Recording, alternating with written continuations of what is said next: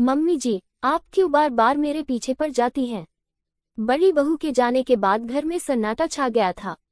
काम करने वाला कोई न था और छोटी बहू अपनी ही धुन में मस्त थी। माँ रोज सुबह देर तक चाय के इंतजार में बैठी रह जाती, किचन में बर्तन जमे रहते और सबसे दुखद था, अब घर का माहौल वैसा नहीं रहा जैसा पहले हुआ करता था। राघव जो बड़ा बेटा था अलग मकान में चला गया था, पर माँ की चिंता बनी रहती थी। बड़ी बहू तो चुपचाप थी लेकिन सलीके से सब संभालती थी। अब तो सब बिखर गया है। छोटी बहू प्रिया अब पहले से ज्यादा लापरवाह हो गई थी। न समय पर खाना बनता, न सफाई होती। जब माँ कुछ कहती तो बोलती, मम्मी जी आप आराम करिए, मैं देख लूंगी। और वैसे भी ये सब काम तो नौकरों से कराना चाहिए, आप लोग अभी भी पुराने जमाने में अटके हो। माँ चुप हो जाती, कभी कभी याद करके रो भी पड़ती, कहाँ वो सीमा और कहाँ ये प्रिया। दोनों बहुएं, लेकिन जमीन आसमान का फर्क है। एक दिन कुछ रिश्तेदार घर आए। माँ परेशान थी कि घर बिखरा पड़ा है। प्रिया से बोला, बेटा जरा ड्राइंग रूम साफ कर दे, मैं तब तक रसोई देखती हूँ। प्रिया तमतमा गई, मम्मी जी आप क्यों बार बार मेरे पीछे पड़ जाती हैं?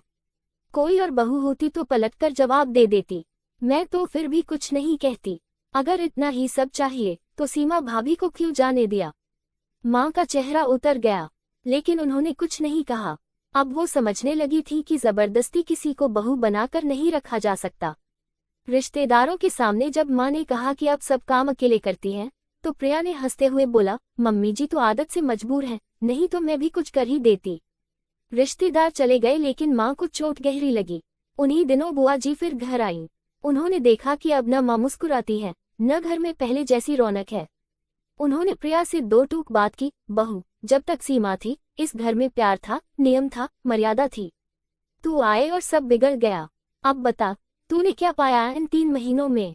बस अधिकार मांगे, लेकिन कर्तव्य निभाने से डरती रही। प्रिया पहली बार शांत थी।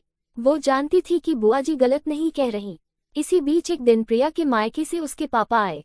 उन्होंने माँ से कहा, भाभी जी मैंने अपनी बेटी को पढ़ा लिखा कर भेजा था कि वो अच्छे घर में जाएगी, लेकिन यहाँ तो वह खुद ही कुछ नहीं करना चाहती। मुझे अफसोस है अगर बेटी ने आपके घर का मान नहीं रखा। माँ की आंखें भर आईं। उन्होंने कहा, भाई साहब आपने अपनी बेटी को अच्छी शिक्षा दी, पर हमने बहू समझकर उसे बेटी जैसा अपनाया। बस बहू को कभी परिवार की भावना नहीं आई। प्रिया चुपचाप सुन रही थी। उसे एहसास होने लगा था कि उसने अपना बहुत कुछ खो दिया है, ससुराल, अपनापन और सबसे ज्यादा वो विश्वास जो बड़ी बहू ने कभी कमाया था। कुछ हफ्तों बाद प्रिया के पति ने फैसला लिया कि अब वो माँ से अलग रहेंगे। माँ को दुख तो हुआ, लेकिन वो अब टूट चुकी थी। उन्होंने बस एक बात कही, जब बहू में बेटी नहीं दिखती तो बेटा भी धीरे धीरे पराया हो जाता है। अब घर में न बहुओं की हंसी गूंजती थी, न त्योहारों की रौनक। माँ अक्सर तस्वीरें देखती, सीमा की, जो चुपचाप थी लेकिन सबका ध्यान रखती थी। उन्होंने एक दिन चुपचाप फोन उठाया और सीमा को कॉल किया, बेटा एक बार घर आ जा, तुझसे बात करनी है, तेरी माँ बहुत अकेली हो गई है। फोन के उस पार चुप्पी थी, लेकिन कुछ ही पलों में आवाज आए, आ रही हूँ मम्मी जी। माँ का बुलावा कभी नहीं टालती। दोस्तों आपको ये कहानी अच्छी लगी हो तो प्रतिदिन कहानी पढ़ने के लिए चैनल को लाइक, शेयर और सब्सक्राइब जरूर करें और कमेंट में अपना राय जरूर बताएं। धन्यवाद।